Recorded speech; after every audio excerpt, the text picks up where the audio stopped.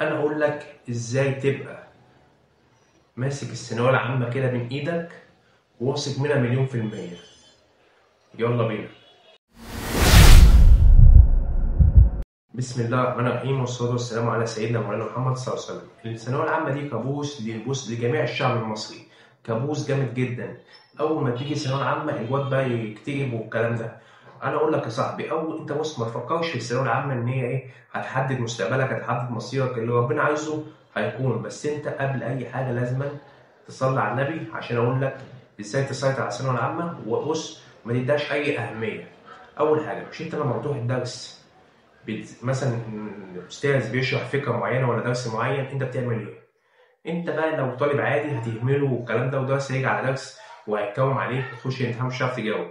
بس انا اقول لك على طريقه. اول حاجه تذاكر الدرس بدرسه. يعني ايه تذاكر الدرس بدرسه؟ الدرس اللي يشرح لك تروح على طول، او بص تسيب يوم اجازه وتاني يوم تروح تذاكر الدرس كويس جدا وتفهمه كويس جدا وتعمل الواجب بتاعه، بص، وتراجع عليه خلال الاسبوع كله. تراجع عليه خلال الاسبوع كله، وهكذا كل ما تحضر درس. وكمان كل شهر تعمل نفسك امتحان وتراجع على كل الدروس اللي الاستاذ شرحها لك كويس جدا. وكمان ما بص يعني ايه تراجع، يعني تقرا الافكار وتقرا الدروس اللي انت ما خدتهاش عشان لما تاخدها يبقى في فكره عندك وتعرف يعني الشرح اللي الاستاذ بيعمله لك يبقى انت فاهمه بنسبه 50% لما انت تكون قاري قبل كده قبل ما تحضر الدرس. وما تفوتش درس على درس، ما تفوتش درس على درس.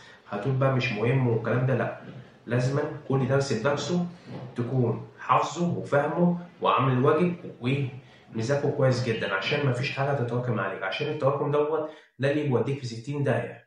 ده اللي بيوديك في 60 داهيه. تاني حاجه، لازما صاحبك الفاشل ما تصاحبوش ايام الثانويه العامه، اللي هو بيحبطك ان هو ما بيذاكرش الكلام ده. هنعمل ايه؟ هناخد ايه؟ هننجح ولا ايه الكلام ده؟ سيبك من صاحبك الفاشل وتهتم بنفسك وتذاكر كويس جدا عشان تجيب مجموع تبين للناس كلها ان انت انسان ناجح وشاطر.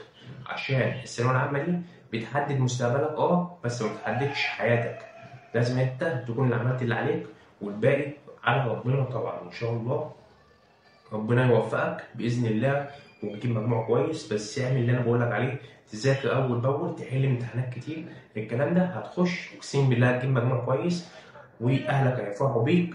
وما تضيعش مجهود ابوك ولا مجهود امك عليك، عشان الثانويه العامه دي هم بيستنوا نتيجتها وبيتفخروا بيك قدام العيله كلها ويقولوا ابني جاب مجموع كذا وابني جاب مجموع كذا والكلام ده.